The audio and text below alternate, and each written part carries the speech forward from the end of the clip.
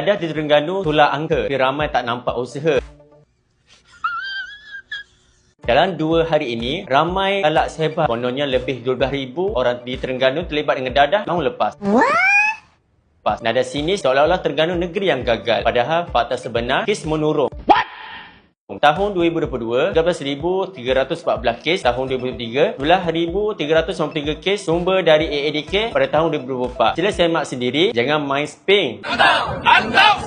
Nak banding, mari kita tengok negeri lain. Selangor 21,385 kes, Johor 18,707 kes dan Pulau Pinang 12,597 kes. Terengganu bukan nombor 1, tapi kita tak senang duduk, kita tak tepuk tangan walaupun angka kita rendah. Sebab kita tahu, satu nyawa rosak kerana dadah pun sudah cukup untuk gerakkan kita bertindak. Kerajaan PAS Terengganu tak tunggu puji, tak tunggu realiti, mereka terus bertindak. Perkampungan Darul Barakah janji PRU 14 yang sudah dilaksanakan sejak 2021 masuk percuma, sukarela, tiada paksaan. Semua kos ditanggung kerajaan negeri. Apa yang dibuat bukan sekadar tahan dan kurung, tapi pulih secara holistik, jasmani, rohani, kemahiran hidup, tanam iman, tumbuh harapan. Inilah bezanya Terengganu. Bukan hanya cakap agama, tapi tunjuk jalan keluar dari gelapnya dadah. Jangan jadi keyboard hero sebabkan keburukan semata-mata bila PRK semakin dekat. Kalau betul nak perangi dadah, ayo bersatu, bukan berpolitik. Terengganu tak sempurna, tapi kami berusaha dan kami akan terus perangi dadah selama-lamanya. Saya bakal titik ini. Terima kasih kerana setia bersama kami Tarbiah Backpackers dan kita jumpa lagi di next video akan datang.